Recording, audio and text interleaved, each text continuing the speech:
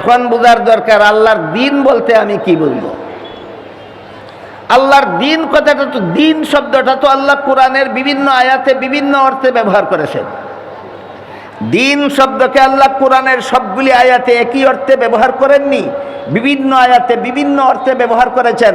যেমন ধরুন সূরাতুল ফাতিহার 3 নম্বর আয়াতে আল্লাহ বলেছেন মালিকি ইয়াউমিদ্দিন, এখানে দিন শব্দকে কর্মফল অর্থে ব্যবহার করেছেন।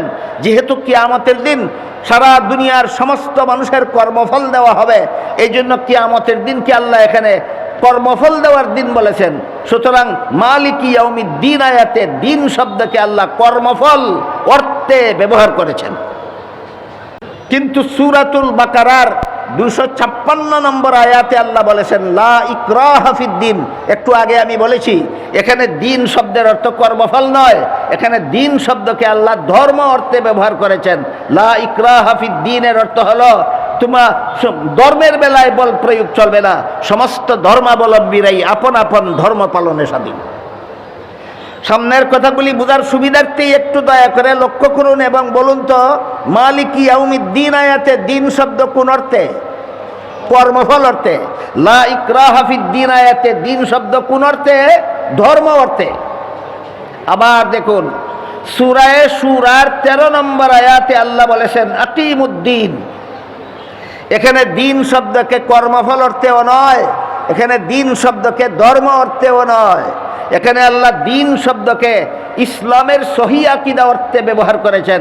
আকিমুদ্দিনের অর্থ হলো তোমরা ইসলামের সহি আকীদায় অটল থাকো।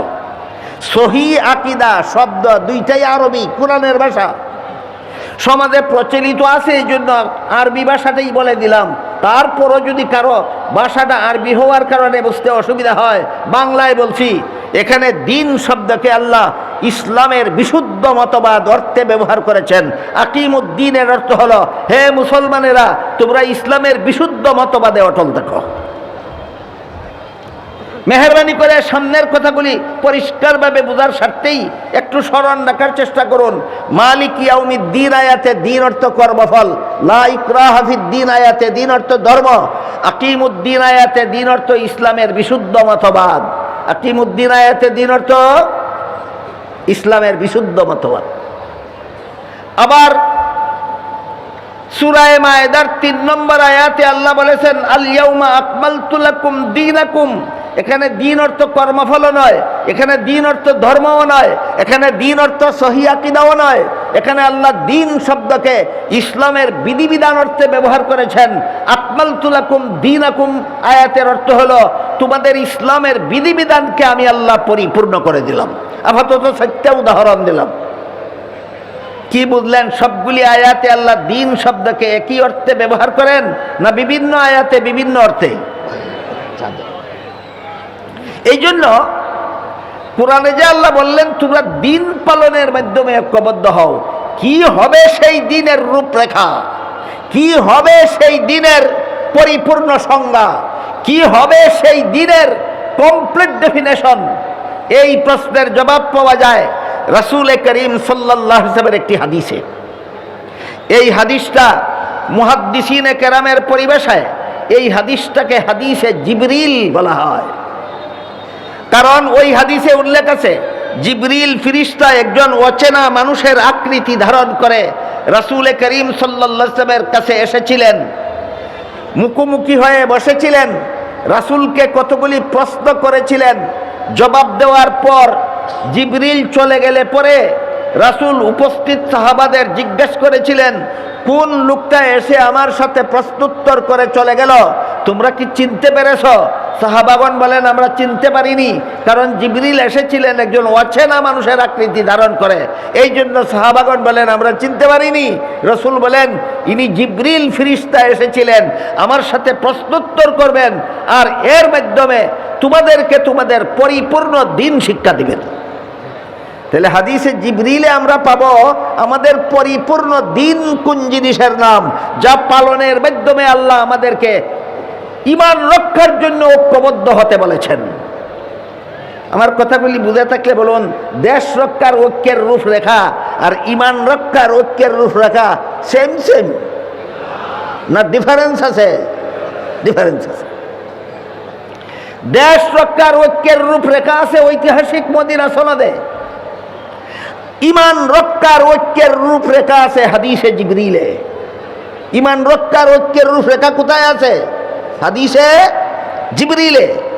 রসুল বলেন, জিবরিল এসেছিলেন, আমাকে প্রশ্ন করবেন, আমি জবাব দেব, এর মাধ্যমে তোমরা তোমাদের পরিপূর্ণ দিন শিখে নিবে। তাই দিন শিখার মতো তিনটা প্রশ্ন আছে এখানে, দিন শিখার মতো। এই তিনটা প্রশ্ন এবং জবাবগুলি আমরা আগে একটু বুঝে নিই। এবার আমরা একটা একটা করে জিবরিলের প্রশ্নগুলি, যে প্রশ্নের জবাবে আমাদের পরিপূর্ণ দিন শিক্ষা দেওয়া হয়েছে, সেই প্রশ্নগুলি জবাব সহ আমরা একটু শোনার বোঝার চেষ্টা করি। এই তিন প্রশ্নের মধ্যে জিবরিল রাসূলকে একটা প্রশ্ন এই করেছিলেন, মাল ঈমান। এর অর্থ হলো ঈমান কাকে বলে? মাল ঈমান অর্থ ঈমান কাকে বলে? জবাবে রসুল বলে দিলেন, 6টা কথা বিশ্বাস করার নাম ঈমান। জবাবে কি বলে দিলেন রসুল? কত কথা বিশ্বাস করার নাম ঈমান? 6 কথা। 1 নম্বরে আমি আল্লাহ বিশ্বাস করি, 2 নম্বরে আমি ফিরিস্তাতে বিশ্বাসী, 3 নম্বরে আমি আসমানি কিতাব তথা কোরআনে বিশ্বাসী, 4 নম্বরে আমি আল্লাহর প্রেরিত নবী রসুলগণে বিশ্বাসী, 5 নম্বরে আমি আল্লাহর নির্ধারিত ভাগ্য তালিকাতে বিশ্বাসী, 6 নম্বরে আমি পরকালের চিরস্থায়ী জীবনে বিশ্বাসী। কটা হইল? 6টা। এই 6টা হলো ঈমানের মূল কথা। জিবরিলের এই প্রশ্নের জবাবে রাসূল তার উম্মতকে ঈমানের 6টা মূল কথা বলে দিলেন। এর সাথে কোরআন হাদিসে বর্ণিত আরো অনেকগুলি আনুষঙ্গিক কথা আছে। 6টা মূল কথার সাথে আরো অনেকগুলি আনুষঙ্গিক কথা আছে। সবগুলি 6টা মূল কথার সাথে আরো যত আনুষঙ্গিক কথা কোরআন হাদিসে বর্ণিত আছে, সবগুলিকে সবিস্তারে দলিল প্রমাণ সহ আকাবিরিনে উম্মত একটা ফন্নে মুদাব্বন করেছেন, একটা শাস্ত্রে বিন্যস্ত করেছেন। আকাবিরিনে উম্মত, আবার শব্দটা আরবি বলে ফেললাম, বাংলায় উম্মতের শীর্ষস্থানীয় আলেমগণ। উম্মতের শীর্ষস্থানীয় আলেমগণ রাসূলের বর্ণিত 6টা মূল কথার সাথে আরো যত আনুষঙ্গিক কথা আছে, সবগুলিকে সবিস্তারে দলিল প্রমাণ সহ একটি শাস্ত্রে বিন্যস্ত করেছেন। শাস্ত্রটাকে পরিভাষাগতভাবে ইলমে আকাইদ বলা হয়, ইলমে কালাম বলা হয়। সারমর্ম হলো, জিবরিলের প্রথম প্রশ্নের জবাবে রাসূল তার উম্মতকে ইলমে আকাইদ শিক্ষা দিলেন। মাদ্রাসার ছাত্ররা অন্তত নামটা মনে রাখো, জিবরিলের প্রথম প্রশ্নের জবাবে রাসূল উম্মতকে কোন ইলম শিক্ষা দিলেন? ইলমে আকাইদ শিক্ষা দিলেন। আপনাদের বুঝার ব্যাপার হলো ইলমে আকাইদ কাকে বলে।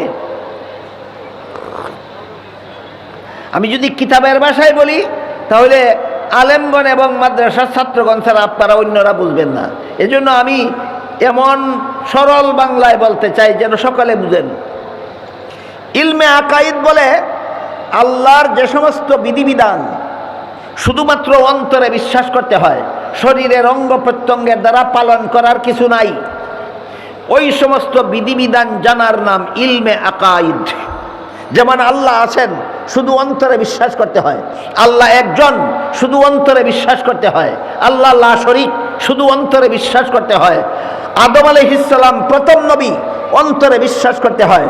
মুহাম্মদুর রাসূলুল্লাহ শেষ নবী, অন্তরে বিশ্বাস করতে হয়। সমস্ত নবীগণ আজীবন বেগুনাহ, অন্তরে বিশ্বাস করতে হয়।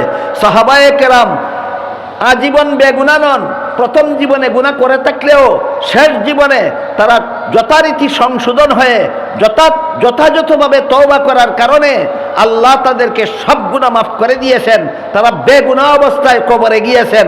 অন্তরে বিশ্বাস করতে হয়। এইভাবে আল্লাহর যে সমস্ত বিধিবিধান শুধুমাত্র অন্তরে বিশ্বাস করতে হয়, শরীরের অঙ্গ প্রত্যঙ্গের দ্বারা পালন করার কিছু নাই, এই সমস্ত বিধিবিধান জানার নাম ইলমে আকাইদ, যা রাসূল জিবরিলের প্রথম প্রশ্নের জবাবে উম্মতকে শিক্ষা দিলেন।